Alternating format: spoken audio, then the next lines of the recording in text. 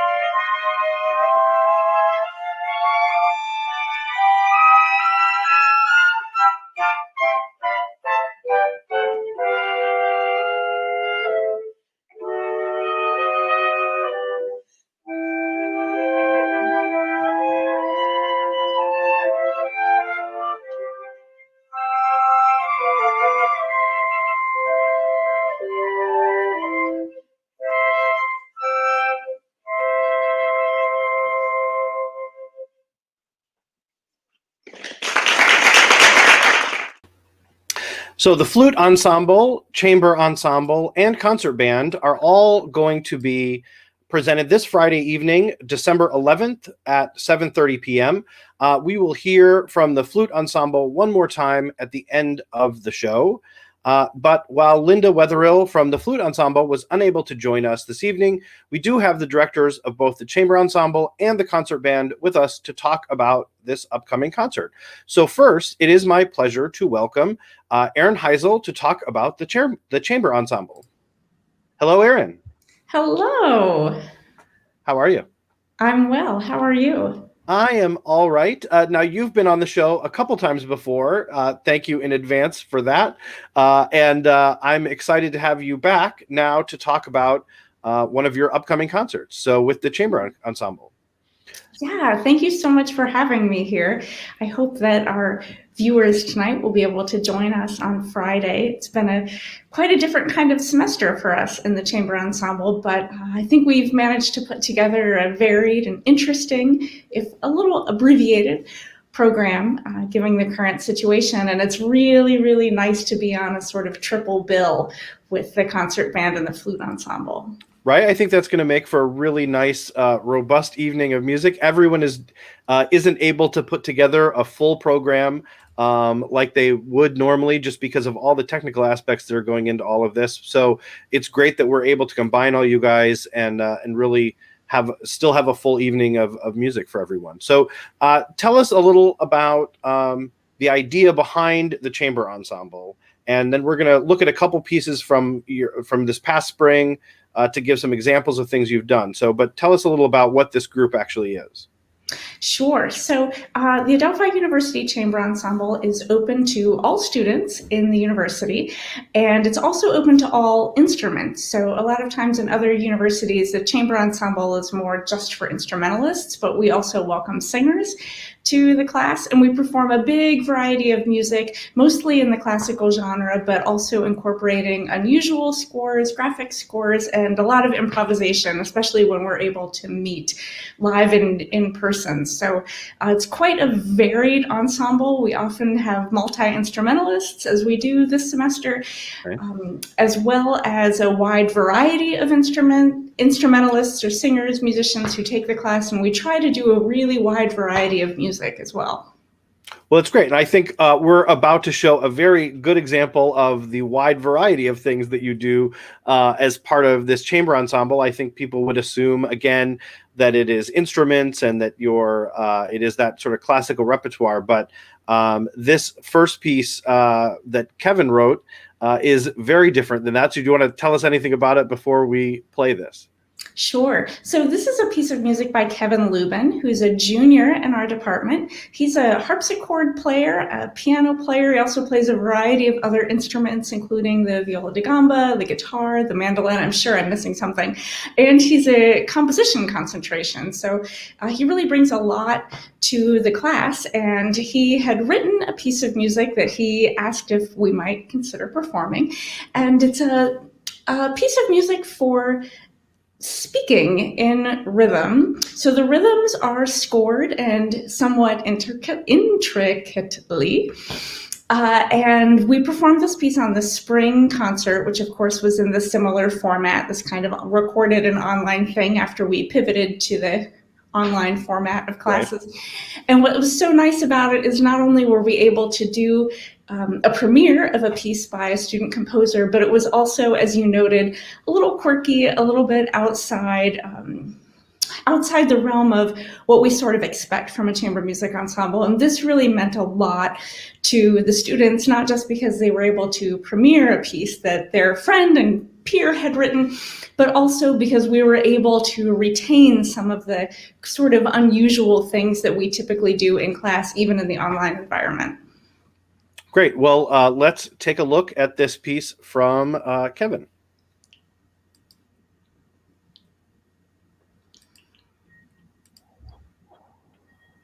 To a poor old woman, munching a plum on the street, a paper bag munching a plum on the street, a paper bag of them in her hand. They taste good to her. They taste good to her. They taste good to her. They taste good to her. They taste good to her. You can see it by the way she gives herself to the one half stuck out in her hand.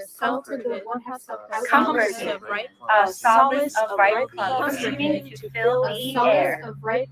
They taste good to her. They taste good to her. They taste good to her. To a poor old woman, Munching a plum on To the a street. munching a plum on on the the street. street. A paper bag of them Munching a in plum on the her street. hand. A paper bag of them in her They hand. taste good to her. They taste good to her. They taste good to her. They taste good to her. They taste good to her. The way she applies, the way she gives herself to the one has some out in her hand. Comforted, a solace of ripe plums seeming to fill the air. Of ripe plums seeming to fill the air. They taste good to her. They taste good to her.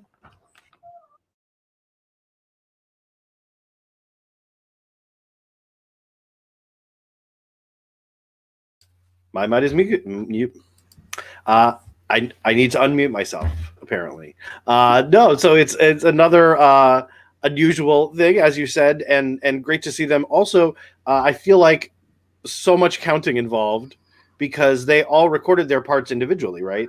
Yes, exactly. So, and it's a longer piece, and that's, one of the things about the kind of recording the chamber ensemble is doing is that instead of recording a bit of a piece here or a bit of a piece there, we're recording all of our parts all the way through, which means that sometimes the students have to record them several times to get to a place where they feel that it's ready to submit. And so that's part of the sort of change in strategy that we're making this semester, is recognizing that we have a smaller program this semester, but probably quite a lot more work went into it on the part of the students. Right, exactly. And it all comes together in pieces and it has to get put together. And so all the usual things where you're kind of able to take cues off of the other things that are happening and off of other pieces are just gone. So it's a whole different skill set in a lot of ways that we'll talk more with Dennis about in the second, because he's one of the people who's been putting all those things together for us behind the scenes. In fact, Dennis is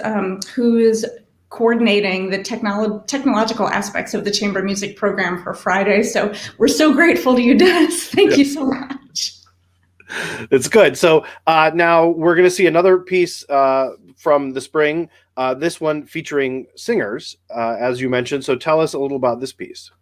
Sure. So I was really excited to include this piece because even though we don't have any singers in the ensemble this semester, I think it's very important for us to advertise that singers do often take this class, that we welcome them.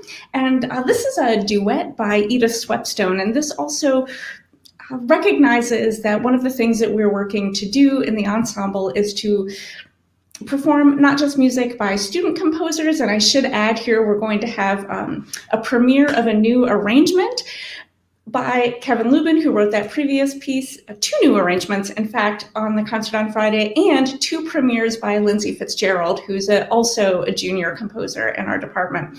So We're trying to include more work by student composers and as well as more work by women composers. And so that's what I like so much about including this piece, is that we see it's a more standard vocal chamber music experience. It includes singers, and it's by woman composer Edith Swepstone.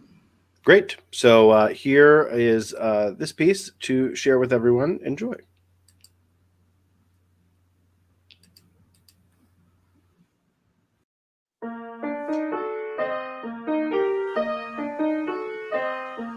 So bright, so fair, so fair, so bright.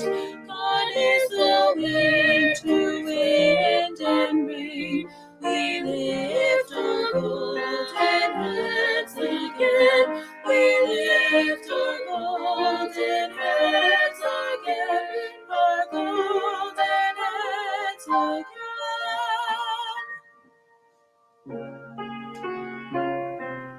Oh, in the dark we hear decay, nor knew the welcome light of day, the light of day, the warmth and rain and quickening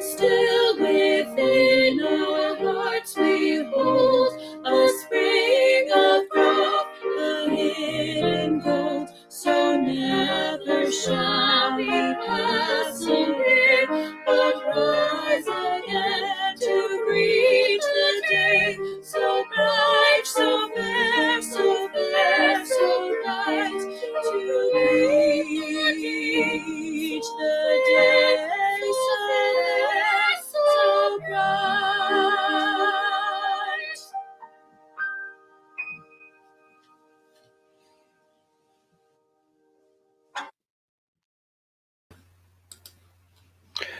Once again, great work from our students. So you touched on it a little bit with the fact that you're going to do a lot from some student composers and some from female composers. So what can people expect from the chamber ensemble on Friday? You are muted. There we go. It was my turn. Right? It was. It's all improvisation, really. I mean, exactly. I think our audience can expect a varied program, as we're quite used to with the chamber ensemble. And we're a smaller group, but that means more students performing more things in a row, which again is a real testament to the commitment of the students who are in the class this semester. We have an all-instrumental program for us this term, so that's a little different for the ensemble as we grow and develop over time. And we have, as I mentioned before, 4 total pieces with work of student composers, 2 arrangements by Kevin Lubin and 2 premieres by Lindsay Fitzgerald. Then we have a guitar duet by Irina Bragina, who is a Russian woman composer, and a lovely duet for mandolin and double bass by Jose Manuel Vidigal. So it's a nice, very varied instrumental program that I think really showcases the work that the students, both as performers and as composers, have done over the course of this unusual and challenging term. That's fantastic. And as long as we have him sitting down here in the waiting room, I am going to put Dennis on the spot and bring him in and say hello, Dennis. But also ask how everything is coming together for the chamber ensemble for Friday. Yeah, we're getting there. I actually have 2 tracks to sync up tonight, and then that's it. So done. We'll be done tonight. That's excellent. Well, so Aaron, anything else you want to add about chamber before I let you go and we move on to talk about other things on the program? I don't think so. I think I would just express my gratitude to the students for the work and the time that they put in, and also my immense gratitude to my faculty colleagues in the music department, of course, Professor Bokurin, who's really leading us through this with a quite generous and intrepid spirit. And then finally, of course, Dennis, who's put in just so much time to help us ensemble directors really focus on teaching and guiding artistically without having to worry about learning all the intricacies of the tech. His work is really allowing us to focus on our work with the students. And I know I speak for my colleagues when I say I'm so grateful. So thank you. Sure. Thank you. You're welcome. That's fantastic. I mean, I like that Dennis is taking it all so seriously that he has locked himself in a bunker to work on this and on all these projects. You see those iron beams? Nothing's getting in here. You know? That's right. It's just me and the tracks. Exactly. All right. Well, thank you so much, Aaron. Always great to see you. And I am looking forward to Friday. And hopefully we will have many people watching and see the great work that you and our students have done. Thank you. Thank you, Blythe, so much for having me. And I hope you all can join us for, I think, what is going to be a really, really fun triple bill of ensemble performances. So stay safe. Well, I mean, sure. Stay safe, everyone. I got you. All right. Thanks, Aaron.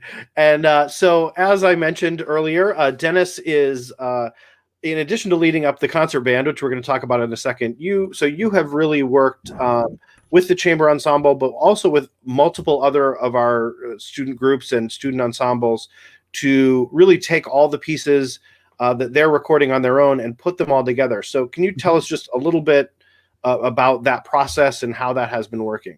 Sure. So it's been somewhat varied from ensemble to ensemble. And I think this semester was kind of about figuring out what works. Last semester was we went online very quickly. It was just kind of, anything we could get out there was a success, just given the Right. situation. And we had a little bit more time this summer to plan ahead. But still, it depends on all of this depends on the repertoire, the instrumentation, the level of students involved. It just Right. it has to be a fluid, kind of flexible situation. And so there's kind of been a couple different approaches. One approach is to take a piece, have a student record what we would call a reference track. They record first, they send it. It's like a chain letter, right? And people keep monitoring and adding to that. We have had, for example, what I've done with concert band.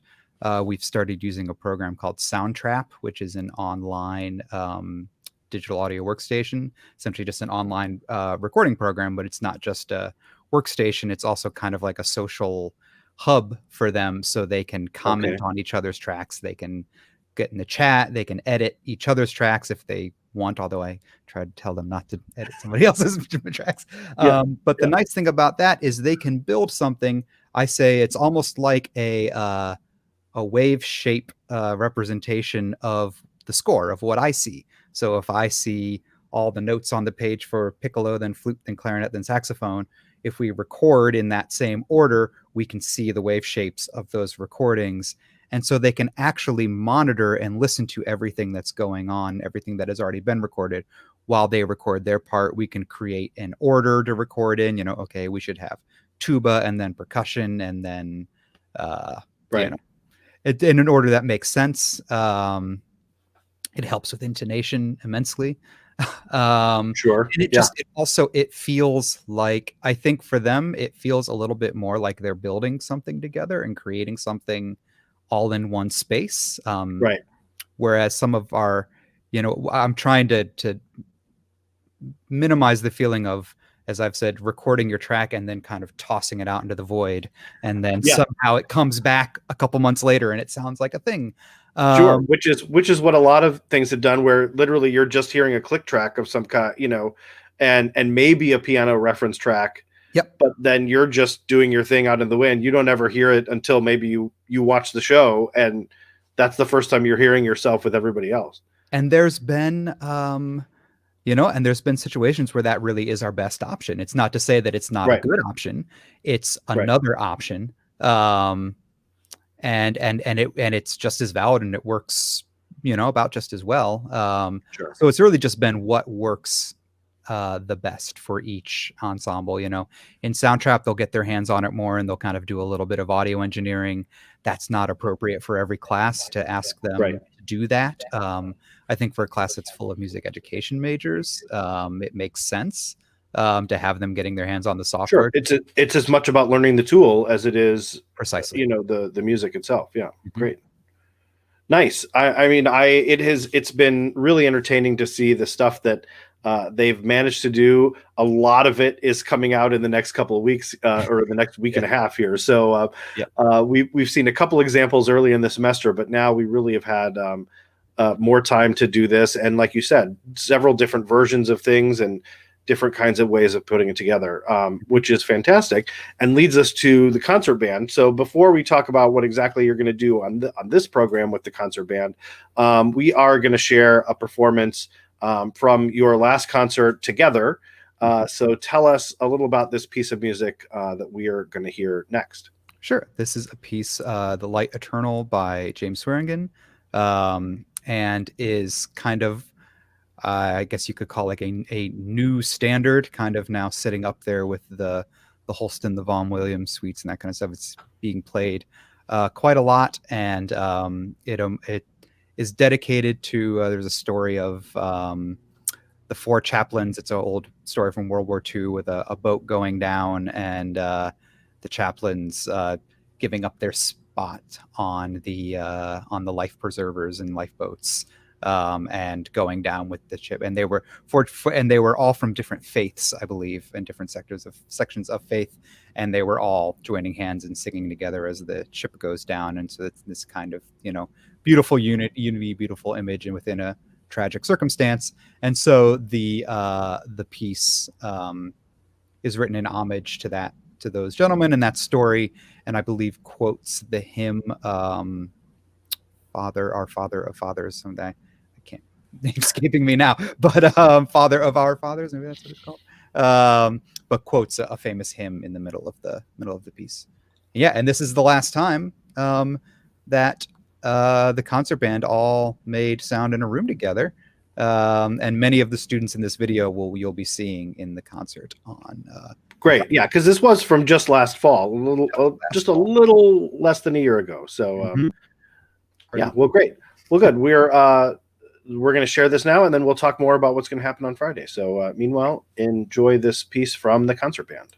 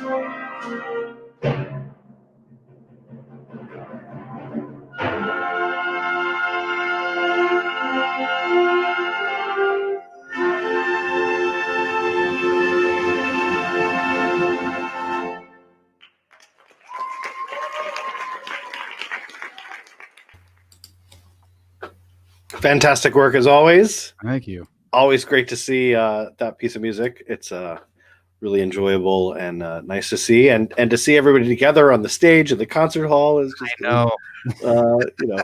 but it's great. So that is from when you were back in December of last year. So tell us what we can expect from band this Friday. Sure. We have two pieces by that we were going to do on our concert last semester that I wanted to make sure we still honored.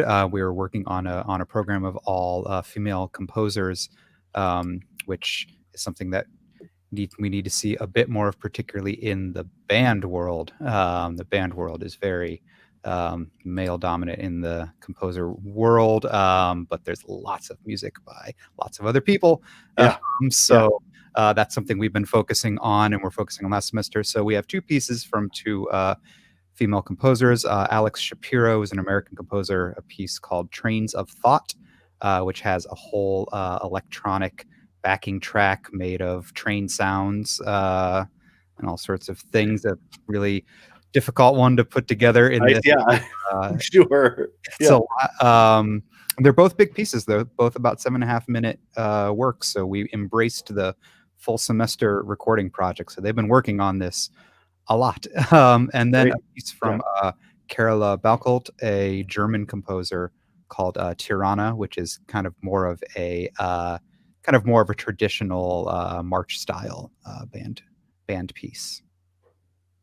Excellent. So once again, this Friday, December 11th, we have the chamber ensemble, the concert band, and the flute ensemble that will be presenting all of those together this Friday night, December 11th at 7:30 p.m.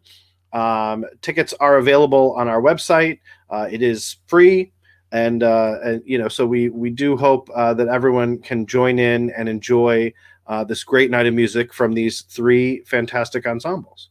And thank you, Dennis, for taking the time to talk to us about it, and for the work that you're doing behind the scenes to put both the band, but also several other of our ensembles together, not just chamber ensemble for Friday, but I know you're working on some other ones that are coming up later. So that's great. Thank you again. And it was great to see you as always. All right, thanks, Blythe. Appreciate it. Absolutely.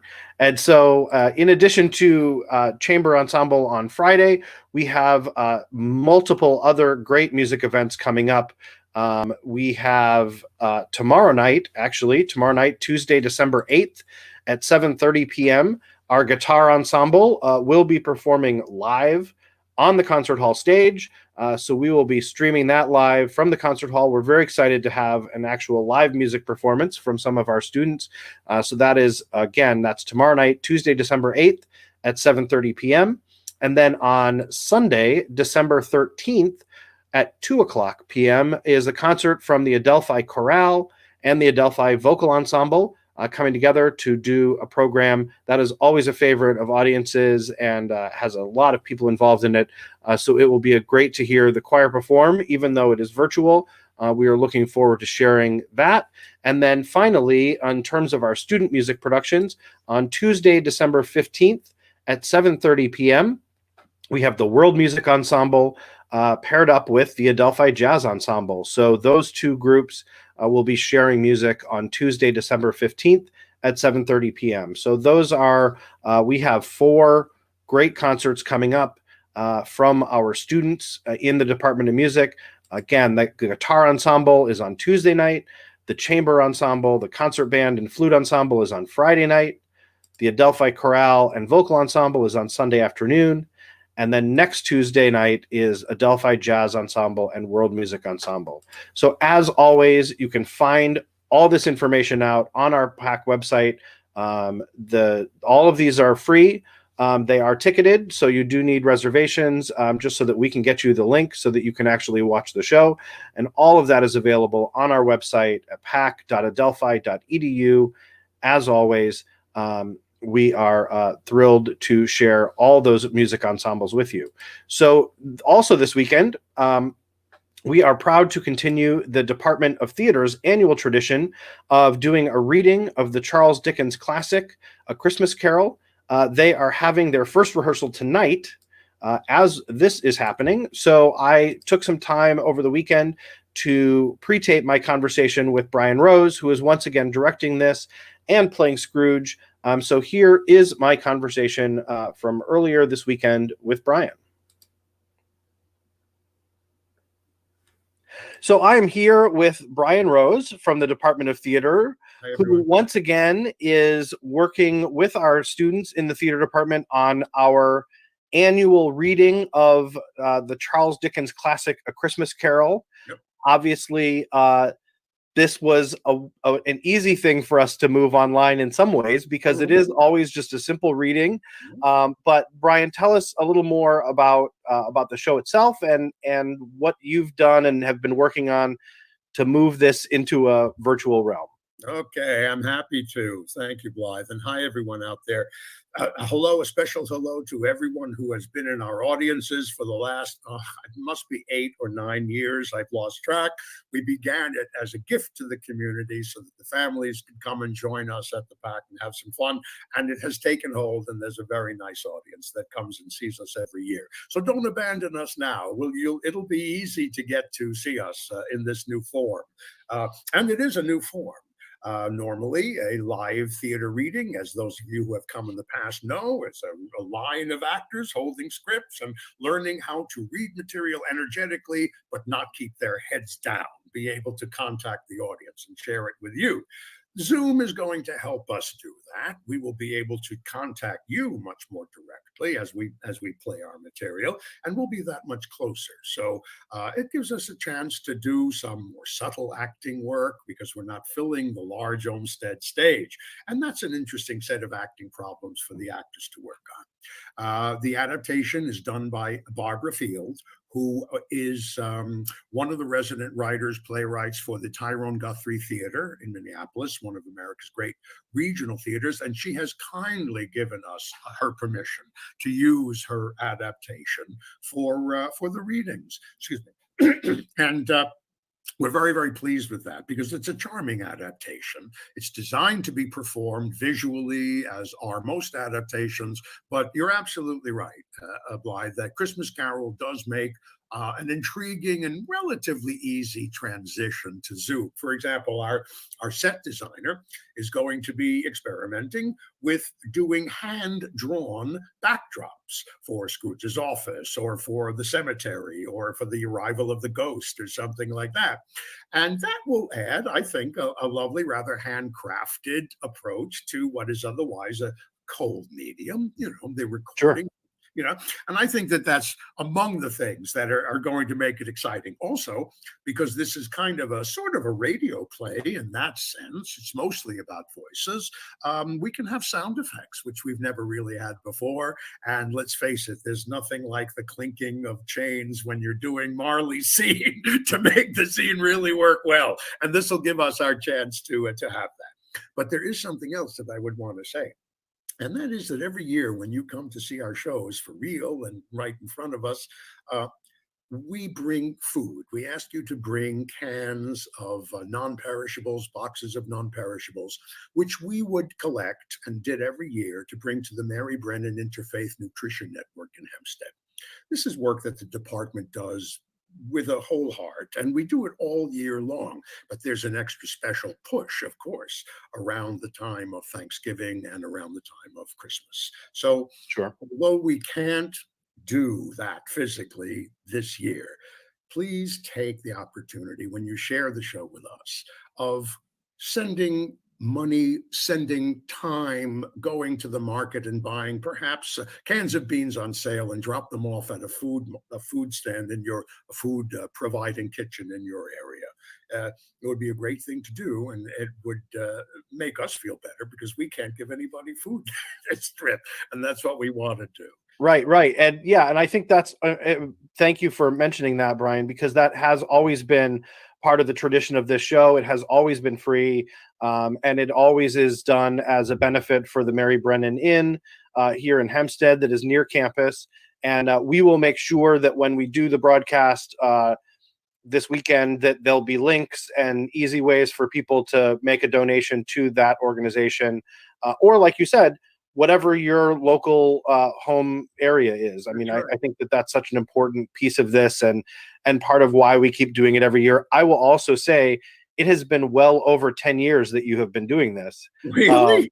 Yes, because you were doing it before I got here, and I've now been here 9 years. So, I don't know what to say. I'm just it had been going on for at least 2 or 3 years at that point. So I think I know. Sorry to. That's okay. I knew I was getting old. Not that fast, though. Well, that's but good. It's really great, and I am glad that we are able to keep this tradition alive and to really make this work, like you said, to add some new elements into it, and to you take advantage of the fact that we are in this virtual world, and add some extra effects and some little trickery that we wouldn't be as easy to do in the theater. So I think it's great. I mean, we are pre-taping this because you are actually Monday night when we're doing our show is the first rehearsal that you're having with everybody, right, together. It's going to be very exciting. We'll sit down with the text, which our stage manager has updated and helped whip up into a more readable shape than the ones that I've been using for many years with their accretions and corrections and write-ins. So we will sit down, all of us, virtually, and we'll go through the script line by line. We'll figure out where we might put our backgrounds, where the sound effects come in. Our stage manager will come to understand how the Zoom shots might be arranged, and we'll be putting together the structure of the production from that very, very first day of rehearsal. That's really great. I'm looking forward to it, and we also need to, of course, mention that you, as always, will be playing Ebenezer Scrooge. Well, in addition to directing, you are an integral part of the story. Well, you need an old man if you're going to do Scrooge, or you need an actor, right? You need an actor who can play old men. Fortunately, I'm both. So there I am. I'm stuck with it. But I also teach the accent classes, so it's fun to be there and to try to whip those accents into shape. Those who've taken the study for accents. have a little bit more, but we bring in freshmen. This is the only show that we do each year that, aside from the freshman workshop, which allows freshmen to join in, and we're using 2 of them this year out of a cast of, yeah, it's we're very pleased and excited with it. And there's just one other thing that I would say before I've said what I would want to say, and that is, folks, get your children. It's awful to say, get your children in front of the television or the computer. We want them in the live theater is what we want, but get your kids in front of the screen so that they can enjoy this, because one of the things we try to do is to perform the material not in a childish way, but in a way that entrances the children. It trains us better, and it trains the audience for the future. And in a couple of years, with that vaccine, with a little bit of luck, we expect to be back in our theaters again. So there we are. Absolutely. I think that it's always great to see the wide range of ages of people that come every year. I know I've heard from multiple folks that this is an annual tradition of theirs, is to come on the Saturday and see this in person at the Olmsted. So I am, again, I'm thrilled that we're able to keep this up. And like you said, with a cast of, I think it's about 17 people. I think so. Yeah. Right. And maybe not even including you. So it's somewhere between 15 and 20, I know. And so it's great. And people play multiple parts, but there's a lot of folks involved and some great technical elements too. So the way we're doing it this year, to make it as accessible as possible, because of course we want to spread this as far and wide as we can. So this will be on Saturday, December 12th. It will be live. It'll be live on our YouTube page. So on the Adelphi PAC YouTube channel at 11 a.m. on Saturday, December 12th, it will be live. It will then live on our YouTube page. So if you are unable to watch it live, it'll be there. And then we're going to do a replay of it on our Facebook page and the Department of Theater Facebook page on Saturday, the 12th at 2 p.m. So people can watch it then, and it will then live on those Facebook pages. So the great thing now is that, we're going to do it live that morning, but then there's plenty of opportunity for us to show it again. And really, you can watch, anyone can watch it anytime after it's happened. It'll live on there on the page. So that's wonderful. That's wonderful, especially since something like that is a great thing for kids to see if it's a Saturday morning, if it's around the Christmas season, you've opened up your presents, it's Boxing Day, as the British call it. Well, this is a perfect show to sit the kids down and see. You're going to see one adaptation of it. You have to. Everyone does each season. So make it this one. Yeah, every year there's a few more, I feel like, and a new thing, but it's great, absolutely. And the nice thing is that if you're not able to join us on the 12th, obviously this is a busy time of year for everyone. So hopefully people will check it out after the fact. So thank you again so much, Brian, for taking the time to do this and being here with us to talk about the show. We're excited to share it again. And any parting words for everyone before I move on with the rest of the show?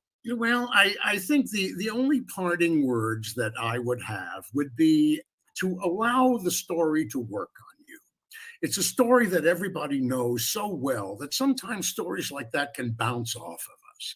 But this is a story that has a very important message to tell. And it's wrapped up in a tale that's so familiar that maybe we don't hear that message. But the message is, you need to embrace your fellow humans. They need to be part of an extended family.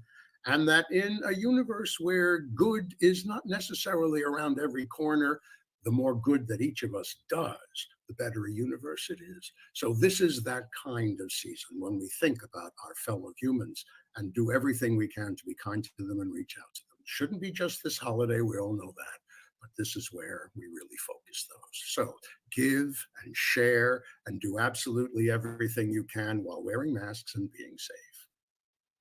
Exactly. I mean, incredibly well said, Brian. Thank you so much for that. I appreciate it a lot. And again, I look forward to everyone joining us on Saturday, the 12th, or later, to watch along with you and the talented group of students from the Department of Theater that are putting this together. So it's going to be a hoot, and it should be really beautiful. It's going to be a lot of fun. So thanks again, Brian. My pleasure, sir. My pleasure. See you Well, I'll see you around the PAC relatively soon, I expect. At some point. Yeah, of course. I'll leave you now. All right. Take care. And with that, Brian was gone in a puff of smoke, practically. A very dramatic exit. And he, which, you know, I would expect nothing else from Brian. So we are almost at the end of our show. We have some great entertainment coming up in the next few weeks that we have talked about. So I do encourage you to come back and say hello to us and see all the great things that our students are doing, as well as other great concerts that are coming up. Again, thank you all for joining all of us on this show and for being here each week. I look forward to seeing you again next week. Meanwhile, stay safe, stay healthy, and to close out the show, here is one more piece of music from the flute ensemble to finish up this week. So again, thank you all for being here, and I'll see you again soon.